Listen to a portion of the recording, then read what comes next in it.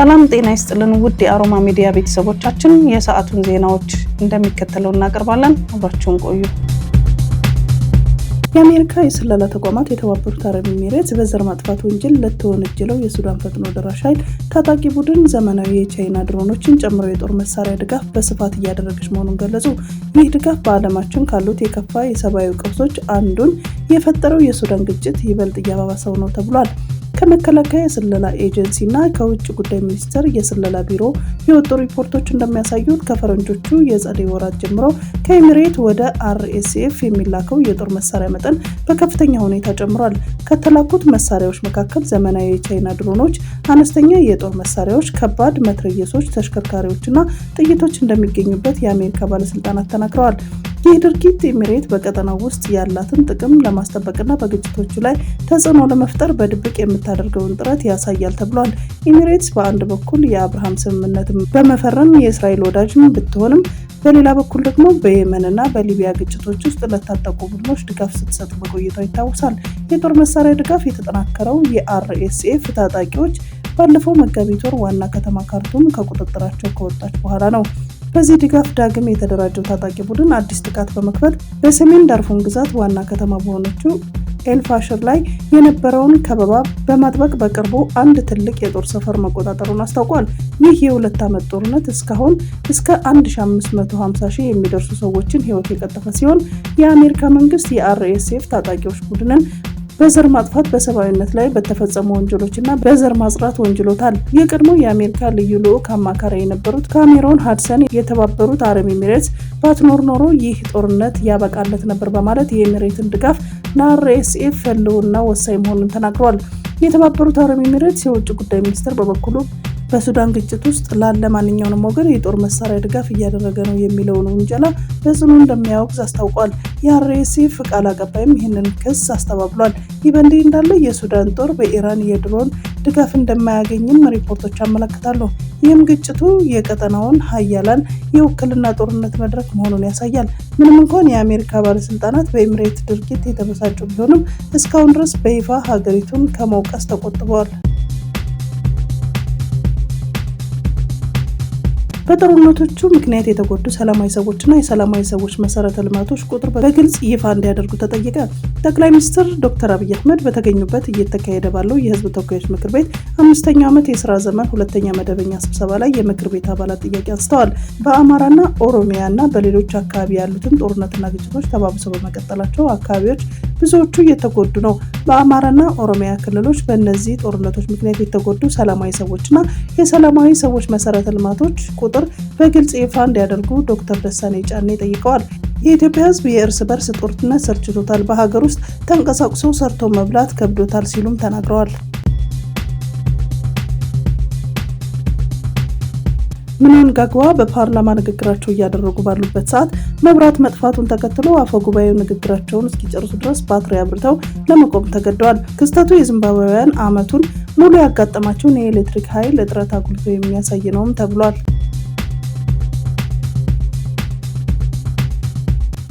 በአሜሪካ ኬክ በላብኝ በማለት አንዲት ሴት 25 ዓመት በትዳር አብራ የኖረችውን ባል ፈታች። ጥንዶቹ የጋብቻ በዓላቸውን ለማክበር የፍቅር እራት በልተው ነበርና እያንዳንዳቸው አንድ የቼዝ ኬክ ወስደው ነበር። ባልየው ወዲያውኑ የራሱን በላ፣ ሚስት ግን ለጧት ቁርስ የሚሆን ትንሽ አስቀርታ ነበር። በማግስቱ ጧት በቼዝ ኬክ አስደሳች ሀሳብ ከእንቅልፏ ስትነሳ ግን በፍሪጅ ውስጥ ምንም አልነበረም። ባሏ እሷ ተኝታ ሳለ የእሷን ኬክ በልቶት ነበር። ሴትየዋ ክህደቱን መቋቋም ስላልቻለች ለፍች ጥያቄ አቀረበች ያለው ፊደል ፖስት ነው።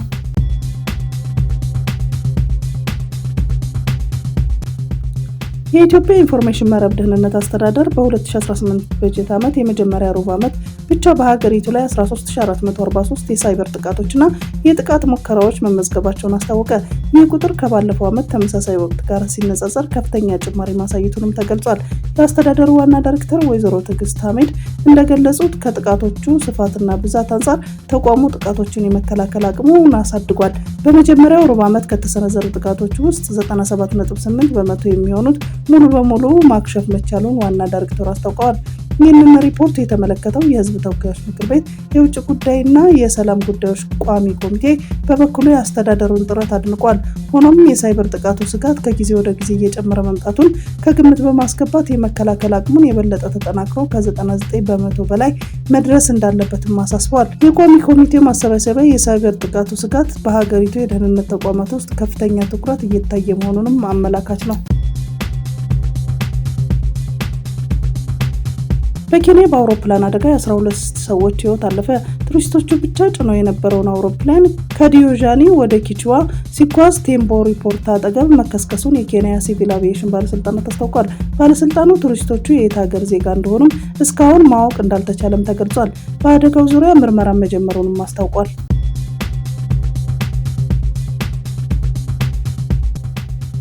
በምስራቅ ጎጃም ዞን በአነደድ ወረዳ አንበር ዙሪያ ቀበሌ የዳ ከተባለው ስፍራ ጥቅምት 16 ቀን 2018 ዓ.ም ከቀኑ በግምት 11 ሰዓት አካባቢ በደረሰ የመኪና አደጋ የኤፍኤስአሩ ረዳት ህይወት ሲያልፍ በሁለት ሰዎች ላይ ከባድ የአካል ጉዳት ደርሷል ተብሏል። አደጋው የደረሰው የሰሌዳ ቁጥሩ ኮድ 3 A3001 ኢት ካሶኒ ከአዲስ አበባ ወደ ደብረ ማርቆስ እና ኮድ 34376 3 ኤኤ ኤፍኤስአር ከደብረ ማርቆስ ወደ አዲስ አበባ በሬ ጭኖ ይጓዝ ከነበረው ጋር ተጋጭተው ነው የተባለ ሲሆን የአደጋው መንስኤ እየተጣራ ነው ተብሏል። በደረሰው አደጋ በእንስሳቶችም ላይ ጉዳት ደርሷል የተባለ ሲሆን አሽከርካሪዎቹ አንደኛው በደብረ ማርቆስ ሪፈራል ሆስፒታል የሕክምና እርዳታ የተደረገለት ሲሆን አንደኛው አሽከርካሪ ከስፍራው መሰወሩን የተናገሩት የወረዳው ወንጀል ምርመራ ክፍል ኃላፊ ኢንስፔክተር ላመስግን ሞሴ በጥንቃቄ በማሽከርከር በሰውና በንብረት ላይ የሚደርሰውን ጉዳት በጋራ እንከላከል ሲሉ ጥሪያቸውን አስተላልፈዋል ሲል መናኸሪያ ኤፍኤም ዘግቧል።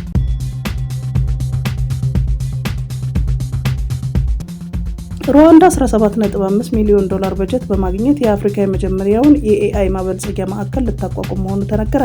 ሩዋንዳ የቢልና ሜሊንዳ ጌትስ ፋውንዴሽን 17.5 ሚሊዮን ዶላር ኢንቨስት በማድረግ የሩዋንዳ ኤአይ ማበልጸጊያ ማዕከል ለማቋቋም በማዘጋጀት የአፍሪካ የመጀመሪያ የኤአይ ማበልጸጊያ ማዕከላት ሆና ብቅ ብላለች።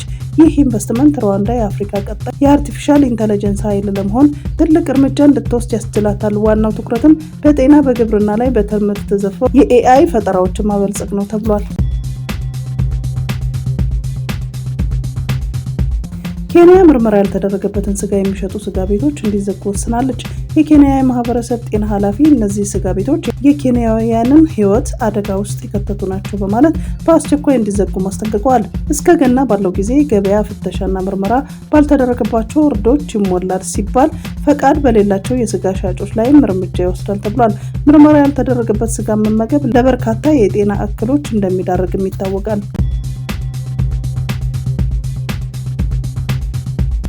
በአሜሪካ ኒውዮርክ ግዛት ቡፋሎ ከተማ ውስጥ ኪዳኒ ኃይሌ የተባለ የኮሌጅ የገንዘብ ድጋፍ አማካሪ 29 ዓመት ፍቅረኛውን አንቆ ከገደለ በኋላ ገና የ4 ቀን ዕድሜ ካለው ልጃቸው ጋር ቤታቸውን በእሳት በማቃጠል በከባድ ወንጀል ክስ ተመሰረተበት።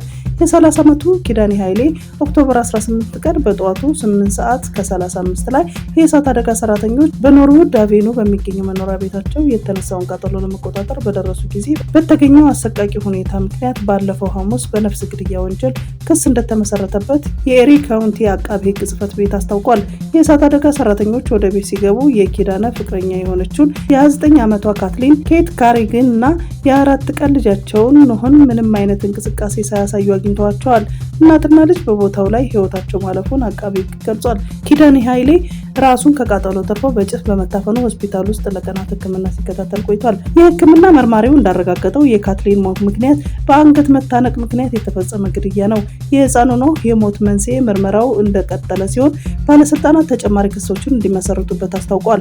ተከሳሹ ኪዳኒ ኃይሌ በቡፋሎ ዩኒቨርሲቲ ኮሌጅ የገንዘብ ድጋፍ አማካሪ ሆኖ የሚሰራ ሲሆን ዩኒቨርሲቲው በሰጠው መግለጫ የአንድ ሰራተኛ በወንጀል ተግባር ላይ ተሰማርቶ ሲገኝ የሚወሰድ ጠንካራ የዲሲፕሊን ስርዓት እንዳለውም አስታውቋል። ተከሳሹ ሐሙስ ዕለት ፍርድ ቤት የቀረበ ሲሆን በእስር እንዲቆይ ተወስኗል።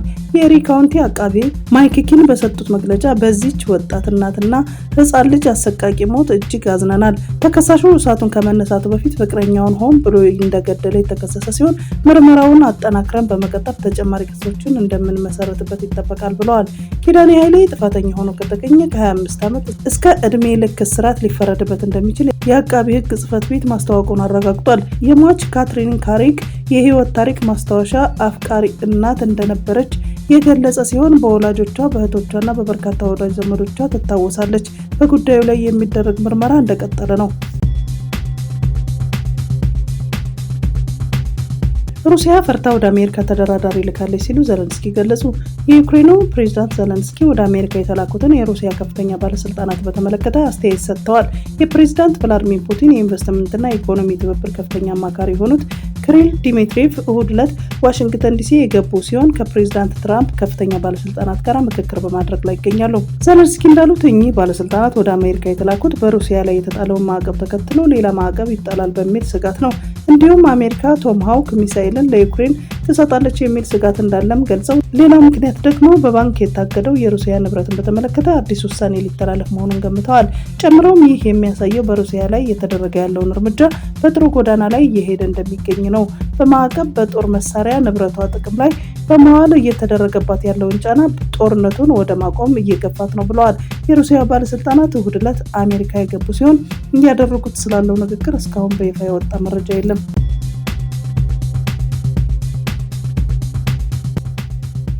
የእስራኤል ጠቅላይ ሚኒስትር ቤንያሚን ኔታንያሁ ሐሙስ በአሜሪካ አሸማጋይነት የተደረሰውን የተኩስ አቁም ስምምነት በግልጽ ጥሷል በማለት ሰራዊቱን በጋዛ ላይ ኃይለኛ ጥቃት እንዲፈጽም ማዘዛቸውን ዛሬ ማክሰኞ አስታውቀው። የኔታንያሁ መግለጫ የወጣው ሐማስ በደቡባዊ ጋዛ በምትገኘው ራፋህ ከተማ በእስራኤል ኃይሎች ላይ ተኩስ ከፍቷል መባሉንና ከዚህ ቀደም ተለይቶ የተቀበረን የምርኮኛ አስክሬን በአዲስ መልክ አስረክቧል በሚል ውንጀላ ነው። የእስራኤል ባለስልጣናት ይህንን ድርጊት ግልጽ የሆነ የስምምነቱ ጥሰት ሲሉ ገልጸውታል። የእስራኤልን ጥቃት ትዕዛዝ ተከትሎ ሐማስ በበኩሉ ሊያስረክቡ የነበረውን ሌላኛው የምርኮኛ አስክሬን የማስረከቡን ሂደት እንደሚያዘገይም አስታውቋል።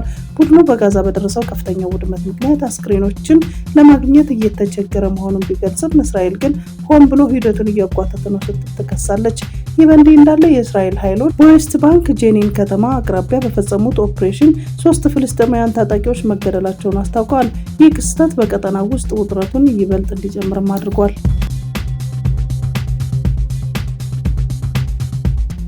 የደሴ ከተማ ፖሊስ ባደረገው ጥብቅ ክትትል የቅሚያና የዝርፊያ ወንጀል የፈጸሙ 64 ተጠርጣሪዎችን በቁጥጥር ስር መዋሉን አስታወቀ።